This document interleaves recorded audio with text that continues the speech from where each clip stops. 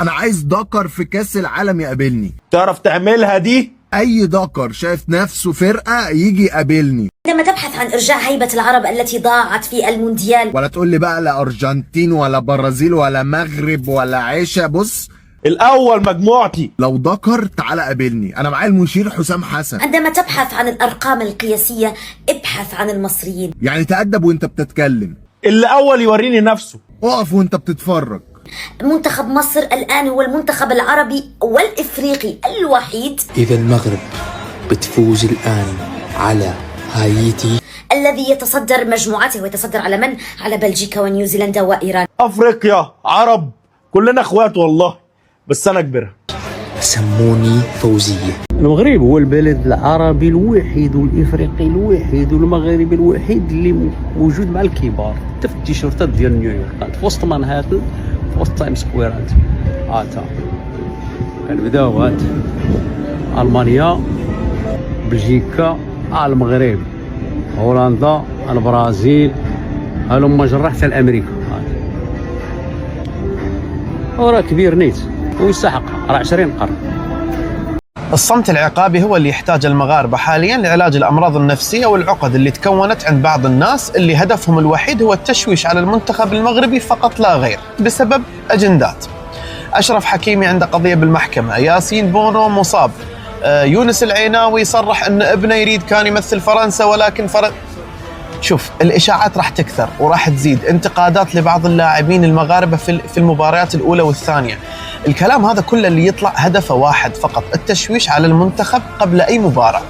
لازم نكون أذكى من هذا. الصمت العقابي هو أداة سهلة جدا، لا ترد، لا تنتقد، لا تنشر، لا تعيد نشر، لا تكتب أي شيء على هاي الإشاعات، عاملها كأنها نكرة غير موجودة وانتهى الموضوع. الموضوع بسيط جدا، وبالنهاية دع القافلة تسير. تمام؟ وديما مغرب. اليوم مباراة المغرب مع هايتي إن شاء الله إلى الصدارة. علاش عمرك سولتي علاش الدول العربيه والافريقيه ولات ضد المغرب؟ خلونا في الواقع، تو نحكوا في الواقع. الجمهور العربي مش كله مع المغرب. علاش كلشي ولا ضدنا؟ الجواب غادي يفاجئ. 15 يونيو 2018 المغرب لعب ضد ايران وخسر بهدف عكسي من عزيز بوحدوز. بوحدوز دخل بلاصه ايوب الكعبي. من بعد ما خرج الكعبي المنتخب بقى بتشكيله كامله كلها لاعبين تزادوا برا المغرب، من الحارس لراس الحربه. صار الماتش وخسرنا بسيناريو هيتشكوك. بعد الماتش لا الصحافه العربيه لا الافريقيه ولا حتى العالميه ما ركزاتش على كون اغلب لاعبي المنتخب المغربي تزادوا خارج المغرب. ما كان حتى واحد كيقول هذا المنتخب ما كيمثلش المغرب ولا المغرب كيعتمد على لاعبين من الخارج. هذا النقاش اصلا ما كانش مطروح. ولكن في كأس العالم 2026 مباشرة من بعد التعادل ضد البرازيل فجأة خرجت عشرات المنابر ولات نفس النقطة هي العنوان الرئيسي، ولينا كنسمعوا المغرب عنده لاعبين ما تزادوش في المغرب، المغرب كيعتمد على ابناء الجاليه. السؤال هو علاش الموضوع ما كانش مهم فاش كانت المغرب كتخسر، وعلاش ولا مهم ملي المغرب بدا كينافس الكبار؟ الجواب بسيط، حيت المغرب هرب من القاع، حيت المغرب نجح كرويا ولا كينافس كبار اللعبه، وهذا الشيء خلق واحد النوع ديال الخوف لدى الدول العربيه والافريقيه. بعد الانجاز ديال عام 2022 رغم ان المغرب وصل للنصف النهائي وهو اول منتخب عربي وافريقي يحقق هذا الانجاز التاريخي، بقاو بزاف ديال الاصوات كتحاول تقلل من داك الشيء اللي دار. مره كيقولوا كانت مجرد صدفه، مره كيقولوا الحكام عاونوه، مره كيقولوا ان الطريق كانت سهله رغم انه واجه كبار اللعبه، واي تفسير اخر الا الاعتراف بان المغرب يستحق المكان اللي وصل ليه. علاش؟ كاين واحد النظريه معروفه في علم النفس الاجتماعي سميتها عقليه السلطعون او مفارقه السلطعون. الفكره بسيطه، الا حطيتي مجموعه من السلاطين اي جمع سلطعون في واحد السطل واي سلطعون كيحاول يطلع باش يهرب، السلاطين الاخرى كيشدوه وكيرجعوه لتحت. لذا الصياد ما كيحتاج انه يغطي السطل لانه عارف انهم غادي يمنعوا بعضياتهم من الخروج، وهذه الفكره كتنطبق بزاف على الواقع. ملي كان المغرب في مراتب متاخره ما كينافس حتى واحد، كان كلشي ساكت حيت بالنسبه لهم ما كانش كيشكل اي تهديد. ولكن من المغرب بدا كيربح بدا كان فوق راسك، ما تحطش بلادي انا فوق راسك ودير كونسيبت في تيك توك. يعني هنا قصدك بدل بينهم؟ بدلوا، دير الجابون بلاصه المغرب طلعوا الفوق اخويا. طيب شنو هذا حكم اذا انت حكمتي، اذا فزت علي وحكمتي لا انا ما تنديرش احكام، هذا غلط. انت ما تعرفنيش، انا ما تنديرش احكام. انا كنطلع نقصر مع اصدقاء وهبط في حالي، انا ما عندي مع احكام. ولكن انا درابو ديال المغرب فوق راسك ما عاجبنيش اخويا. انت دابا داير المغرب كونسيبت في تيك توك، بونو بونو بونو، وما عارفش الهيستوري ديال المغرب. بشويه صافي يلا جلس دابا. شي حنا المغاربه راه عمرنا غنتعلموا، اقسم لكم بايات الرحمن راه كنشوف هادشي اللي واقع في مواقع التواصل الاجتماعي راه ما عمرنا واقيلا غنفهموا. نشوفوا عاد داكشي اللي وقع في كاس افريقيا والتشويش والاشاعات اللي خرجوا، البروباغندا اللي خرجت على المنتخب واللي خرجت على المغرب باش نشوشوا على المغرب ونشوشوا على المنتخب ما يبقاش عنده ديك النفسيه ديال المنافسات في الكره. ها هي دابا كتعاود عاوتاني الخوت، ومنين من عند خوتنا المغاربه، خوتي المغاربه اللي عندهم مواقع التواصل الاجتماعي وكيحطوا فيديوهات وكيعطيونا الاخبار. راه ماشي اي خبر شفتوه وسمعتوه من شي دوله تنوضوا تحطوه لينا هنايا تبندروه.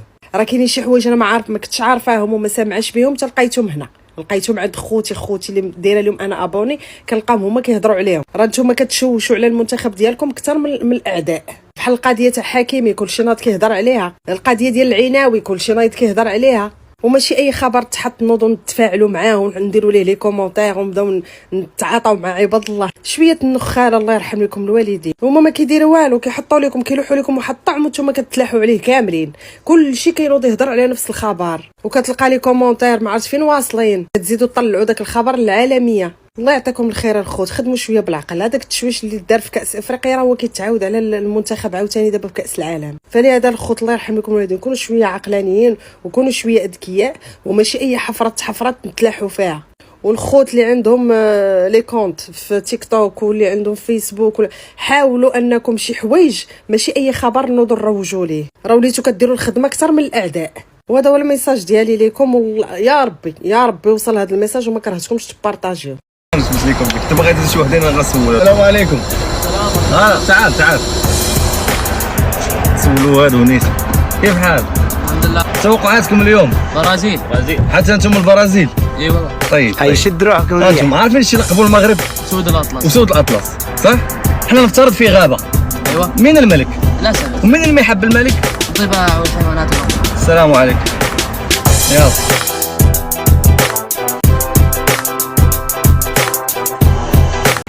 علاش نتوما كتقاتلوا في التعاليق؟ لا حنا رابع العالم، حنا سادس العالم، حنا ثامن العالم، نسيتو درنا في قطر. راك درتي داكشي في قطر حيت ما ساق لك حد الخبار، راه كون ساق لك البشر الخبار كنتي ما غطفروش في قطر، فهمتي؟ دابا ضربوا الطم، قولوا لهم نتوما ام الدنيا والنشامة احسن الناس وجيراننا الحنا ما ندوزوكمش، وفهمتوني؟ وكونوا مغيزين ومحارمين ومقرصين وشجعوا العراق وشجعوا الدنيا، وقولوا لهم حنا ما بقيناش كنعرفوا نلعبوا. هذاك الفريق اللي كان عندنا ما بقاش كيلعب، كلهم مهرسين مقراضين، خداو لينا المدرب شكاو بالعدم. ياك نتوما دايما اصلا شعب كيشكي بالعدم، شكاو بالعدم. مدربنا باقي ما ولفش اللعابه واللعابه ما حابنيش المدرب، واصلا كانت اكبر غلطه اننا بدلنا المدرب. دابا قلبوا الخطه معاكم صامبيلا اختكم المدربه الرسميه ديال الجمهور المغربي، وهذه الخطه 88 ديال صامبيلا. احنا 88 في الترتيب العالمي، باش في الاخر غادي نوقفوا بحال هكا الكاميرا وغادي نشطحوا 88 غنشطحوا في الاخر. يلا سيروا تلقى شي خطه اخرى ونمشي.